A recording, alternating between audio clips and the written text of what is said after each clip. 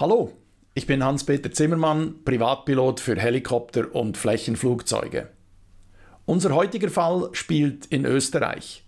Am 30. September 2012 startet ein 51-jähriger Pilot mit über 10.000 Flugstunden mit 7 Passagieren an Bord in einer Cessna 414 von Innsbruck Richtung Valencia, Spanien. 8 Minuten nach dem Start leben noch 2 Passagiere, der Pilot und 5 Passagiere sind tot.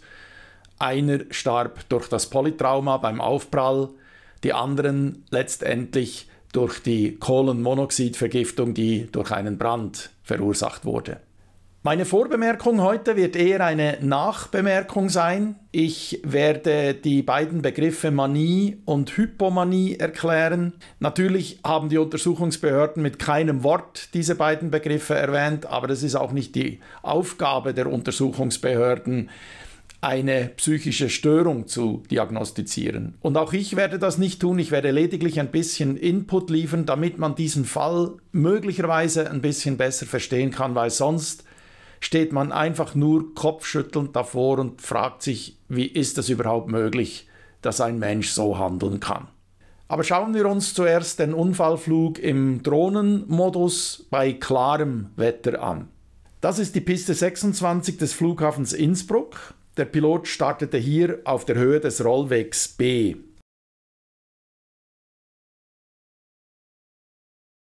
Erst hier beim Rollweg A hob er ab. Das ist recht spät und wir werden nachher noch sehen, was die Gründe dafür waren. Hier drehte der Pilot in den Downwind oder Gegenanflug, in diesem Fall eher Gegenabflug, und zwar 500 Fuß tiefer als normal. Hier drehte er nach rechts in das Wipptal Richtung Brenner. Hier irgendwo muss er in den Nebel geflogen sein und hier flog er in die Bäume und prallte anschließend in den Hang. Und jetzt das Ganze nochmals bei einem Wetter, das eher dem Unfalltag entspricht. Hier der Start auf der Piste 26, der zu tiefe Einflug in den Gegenabflug, hier der Einflug in das Wipptal Richtung Brennerpass, hier der vermutete Ort, wo das Flugzeug in den Nebel flog, und dann der unvermeidliche Crash. Der Pilot verfügte über eine gültige Privatpilotenlizenz ohne Instrumentenflugberechtigung. Der Bericht der österreichischen Untersuchungsbehörde ist sehr gründlich, er umfasst mehr als 50 Seiten und auch die Technik wurde penibelst untersucht. Man fand da zwar heraus, dass ein Ersatzteil nicht zertifiziert war, also das Flugzeug war eigentlich nicht airworthy, also nicht zum Flug zugelassen, aber dieser Umstand war kein Faktor bei den Ursachen dieses Unfalls. Wie kamen diese 7 Leute zu diesem Flug? Es gab offenbar da einen Freundeskreis von 10 Personen, die sich unregelmäßig trafen, aber meistens so einmal im Jahr für irgendwas Besonderes. Die wollten irgendwas Besonderes miteinander unternehmen. Und 8 Personen dieses Freundeskreises waren schon im Sommer 2011 mit diesem Piloten unterwegs nach Kroatien und dann wieder zurück. Und diesmal wollten sie eben einen Flug nach Valencia unternehmen, später dann noch für 2 Tage nach Mallorca und dann wieder zurück. Ich habe hier eine Skizze mit der Sitzplatzverteilung erstellt. Es ist vielleicht interessant zu wissen, dass Passagier 3 und 5 überlebt haben. Das erste, was auffällt, das war ein entgeltlicher Flug. Die beiden überlebenden Passagiere waren sich zwar nicht ganz einig über den Preis. Der eine sagte, man hätte dem Piloten 6.500 € bezahlt in bar vor Antritt des Fluges. Der andere spricht von 5.600 €. So oder so ist das deutlich mehr, als er verlangen durfte. Es gibt sogenannte Selbstkostenflüge, die sind erlaubt für Privatpiloten. Wer entgeltlich fliegen will, also einen Verdienst erarbeiten will mit Hilfe von Fliegen, der braucht eine Berufspilotenlizenz. Und selbst wenn er nur die Selbstkosten verlangt hätte, wäre das auch nicht erlaubt gewesen. Diese Selbstkostenflüge, die wurden 2014 von der EASA neu geregelt, also ein bisschen lockerer geregelt. Damals war es aber so, dass man wirklich nur dann Selbstkostenflüge durchführen durfte, wenn man ein Flugzeug hatte, das für maximal 4 Personen zugelassen war. Der Flug war also in doppelter Hinsicht illegal. Das Flugzeug war um 799 Pfund überladen, das sind ungefähr 362 Kilo. Und der Schwerpunkt befand sich außerhalb der zulässigen Grenzen. Es spricht vieles dafür, dass der Pilot höchstens mit einer Flugkarte navigiert hat, also kein externes Navigationssystem dabei hatte, obschon seine Lebensgefährtin sagte, er habe immer eines dabei. Vielleicht ist es ausgefallen, vielleicht hat er vergessen, es aufzuladen, was immer die Gründe sind. Einer der überlebenden Passagiere hat gesagt, bei dem Flug 2011 nach Kroatien hätte er gesehen, dass der Pilot so ein Gerät am Steuerhorn befestigt gehabt habe. Diesmal hätte er aber nichts derartiges wahrgenommen. Ebenso sagte einer der überlebenden Passagiere aus, die Leute seien ziemlich still geworden, als sie plötzlich in den Nebel einflogen. Der Pilot sei aber total ruhig geblieben, hätte mal ein Stück Papier unter dem Sitz hervorgeholt, zweimal darauf geblickt und es dann wieder weggelegt. Also das deutet darauf hin, dass der Pilot eben tatsächlich nur maximal mit einer Karte geflogen ist. Ein anderer Punkt spricht dafür, nämlich dass er nicht bis zum obligatorischen Meldepunkt Sierra geflogen ist und dort das dann auch per Funk gemeldet hat, dass er dort sei, sondern vorher abgebogen ist. Auch das ist für die Untersuchungsbehörden ein Hinweis darauf, dass er offensichtlich kein zusätzliches Navigationssystem verwendet hat. Man konnte das leider nicht mehr mit absoluter Sicherheit feststellen, weil der Brand eben nach dem Aufprall gewütet hat. Es gibt keine Belege dafür, dass der Pilot sich irgendwelche offiziellen Wetterinformationen eingeholt hat. Hätte er es getan, dann hätte er mit Sicherheit als verantwortungsvoller Pilot diesen Flug niemals antreten dürfen. Das GAFOR an diesem Tag zeigte ganz klar, diese Route ist geschlossen. Das bestätigten auch die Piloten der Rettungshubschrauber, die ihre Einsätze abbrechen mussten, eben wegen des Wetters. Hätten sie fliegen können, hätten sie sofort zum Unfallort fliegen können, dann hätte vielleicht der eine oder andere Passagier noch gerettet werden können. Der Vollständigkeit halber hier noch die zweite Wetterquelle, die genauso ein No-Go signalisiert hätte. Zahlreiche Zeugenaussagen bestätigten, dass im Inntal gutes Wetter geherrscht habe, aber an den Hängen gab es Wolken und in den Seitentälern, da war es neblig.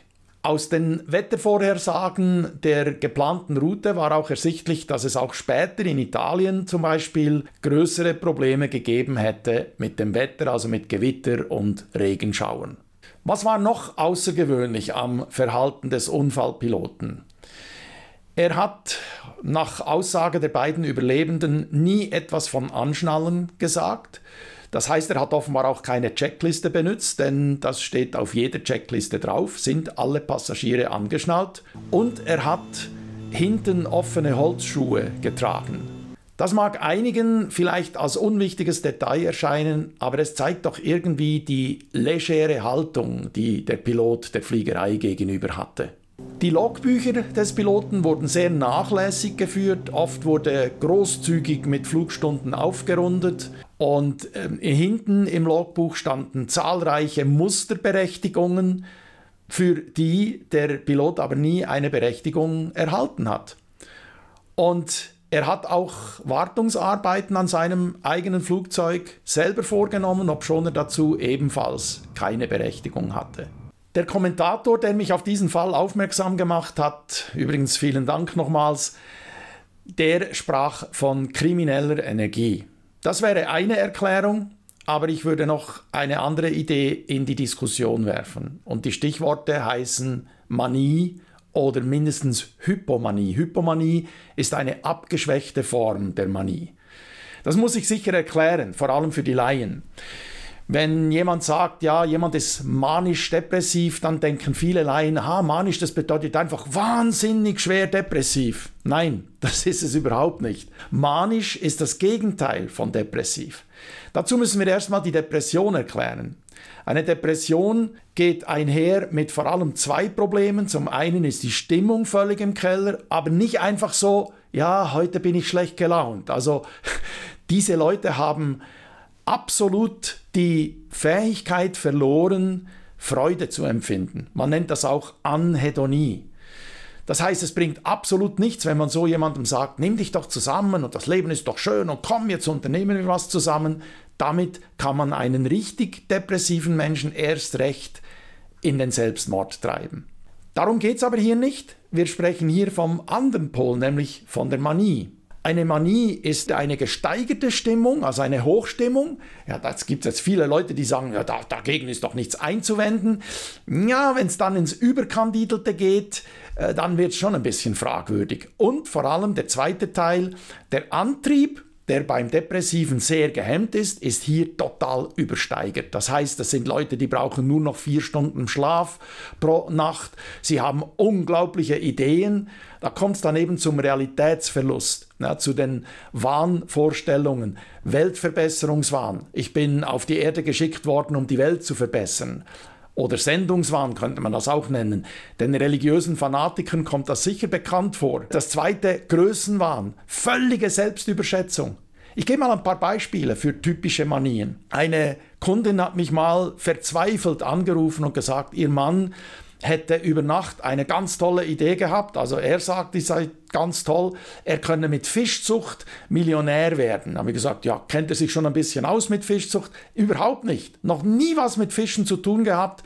Keine Ahnung, woher diese komische Idee kommt. Er hat für 100.000 € Fischzuchtartikel gekauft. Die liegen jetzt unten im Keller und gammeln vor sich hin. Da sage ich, wo ist er denn jetzt? Ja, er hat gesagt, er fährt jetzt mit dem Rad 1000 Kilometer nach Rügen, um seine Ideen auszuarbeiten. Habe ich gesagt, hat er das tatsächlich gemacht? Ist er trainiert auf dem Rad? Nein, überhaupt nicht. Ja gut, er hat jetzt gesagt, er braucht ja auch Gepäck und das hat keinen Platz auf dem Rad. Er hat jetzt trotzdem das Auto genommen. Und dann hat der Kunde mir selber auch geschrieben, dieser Mann hat mir dann auch geschrieben, von Rügen aus hat er mir mehrere E-Mails geschickt. Ja, er würde jeden Tag auf Rügen mit Boris Becker joggen gehen und da seien auch noch ein paar andere berühmte Leute und. Auch das ist übrigens etwas, Verliebtheitswahn, das war jetzt nicht direkt Verliebtheitswahn. Verliebtheitswahn würde bedeuten, bei einer Manie, dass man der Überzeugung ist, dass ein berühmter Mensch in einen verliebt ist. Ja, das war ein bisschen eine abgeschwächte Variante, also quasi der Wahn, dass man tatsächlich berühmte Leute kennt. Ich habe das nachgeprüft, Boris Becker war zu der Zeit nicht auf Rügen. Das heißt, das war nicht eine Lüge, sondern tatsächlich eine Wahnvorstellung. Die Frau hat mir dann auch gesagt, dass er sie bedroht hätte. Also als sie und die Kinder ihn bekniet haben und gesagt, Papa, werd doch endlich wieder vernünftig, hätte er gesagt, wenn ihr mir bei meinen tollen Zielen im Weg stehen wollt, ich weiß dann schon, wie ich mich wehren muss. Also katastrophal. Das wäre, wenn man nur eine Manie hat, also nur manische Episoden erlebt, nennt man das eine unipolare Manie. Wenn man nur depressive Episoden hat, nennt man das eine unipolare Depression. Die häufigste Störung ist der Wechsel. Bipolare affektive Störung oder eben früher nannte man das manisch-depressives Kranksein. Ich gebe noch ein anderes Beispiel von einer Manie. Ein verzweifelter Vater hat mich mal angerufen, sein 21-jähriger Sohn sei überzeugt, dass er innerhalb weniger Monate mit Michael Jackson, damals hat er noch gelebt, mit Michael Jackson auf der Bühne stehen werde. Sage ich, ja, das könnte ja theoretisch sein, als Stagehand, als Assistent. Sagt er, nein, der ist überzeugt, dass er mit Michael Jackson zusammen singen und tanzen wird. Sage ich, kann er ein bisschen singen und tanzen? Überhaupt nicht, aber er sagt, das kann man ja lernen. Jetzt war er also überzeugt, dass er innerhalb weniger Wochen lernen kann, so gut singen und tanzen zu können wie Michael Jackson. Ganz nebenbei, er war ein starker Kiffer, dieser Sohn.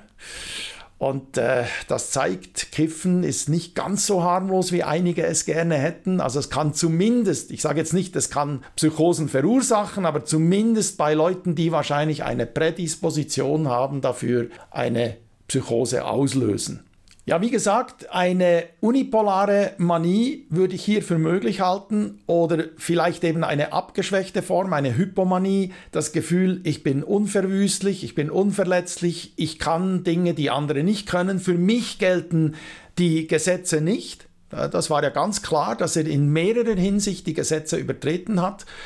Also das wäre dann nicht mal unbedingt kriminelle Energie, sondern tatsächlich eine Fehlschaltung im Hirn. Vielleicht noch als kleiner Einschub, bei bipolaren affektiven Störungen ist es oft so, dass der Selbstmord, oder eigentlich immer so, dass der Selbstmord nicht in einer depressiven Phase erfolgt, weil da fehlt definitiv der Antrieb dafür, die Energie, sondern in einer manischen Phase. Also in dem Moment, wo die Stimmung wieder umschlägt, wo der Antrieb bereits erhöht ist, aber die Stimmung immer noch im Keller und man möchte nie wieder so tief sinken.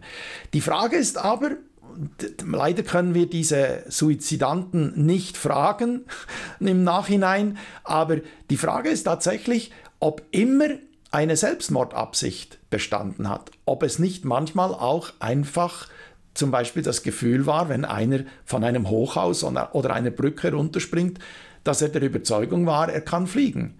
Ich komme zu diesem Schluss, weil ich einmal eine Klientin erlebt habe, in Zusammenarbeit mit einem Psychiater habe ich mit der mal gearbeitet, die war auf einer Bergstraße unterwegs und hatte plötzlich die Überzeugung, dass sie jederzeit weiß, also intuitiv ahnt, wenn ein Fahrzeug ihr entgegenkommt und deswegen ist sie absichtlich auf der linken Seite gefahren. Gab natürlich ganz klar einen Unfall und aufgrund der seltsamen Aussagen dieser Frau haben dann die Zeugen die Psychiater alarmiert und gesagt, da sei doch irgendetwas nicht ganz in Ordnung.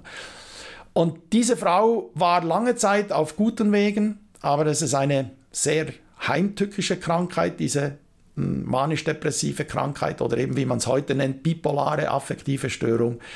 Eines Tages, sie war wieder auf guten Wegen, sie hat wieder ihren Sohn regelmäßig bei sich fürs Wochenende gehabt. Früher hat sie gesagt, können sie nicht verantworten und hat auch wieder einen Freund gehabt, hat sich fröhlich am Morgen vom Freund verabschiedet und sich gegen Mittag vor den Zug geworfen. Völlig unverständlich für die Laien. Ich habe manchmal wirklich überlegt, könnte es wirklich sein, dass sie selbstmordgefährdet war in diesem Moment oder war sie einfach plötzlich der Überzeugung in einer manischen Phase, ich bin durchsichtig, ich kann problemlos durch einen Zug hindurchgehen. Das wäre absolut möglich, wie gesagt, wir können diese Leute nicht fragen und wir können auch diesen Piloten nicht fragen, was in seinem Hirn genau los war. Die Aufgabe der Motorfluggruppen ist meiner Meinung nach auch, dass sie Ausschau nach solchen manischen Tendenzen halten und notfalls einen psychiatrischen Dienst um Rat fragen. Problematischer wird es natürlich, wie in diesem Fall hier, wo der Pilot eben ein eigenes Flugzeug hat. Also da gibt es wenig Kontrollorgane. Ideal wäre natürlich, wenn interessierte Passagiere bei einer neutralen Stelle nachfragen könnten, wie die Qualität eines bestimmten Taxiflugunternehmens ist. In diesem Fall hätte man natürlich festgestellt, dass dieser Mann gar nicht berechtigt ist, Taxiflüge zu unternehmen.